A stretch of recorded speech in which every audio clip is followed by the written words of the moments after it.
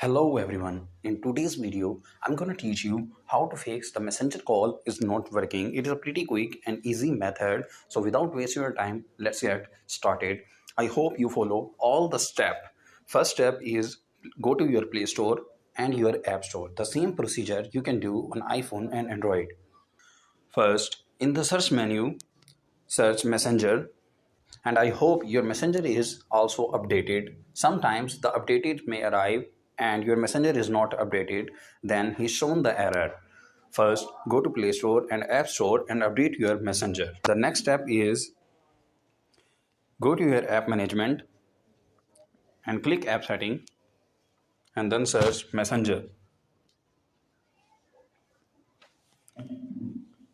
Now you see the storage and a cache, clear cache and clear storage. After that, I hope your messenger is fixed. If your messenger is not working, then restart your phone. After restarting your phone, the messenger is working. I hope you understand and enjoy the video. Thank you so much.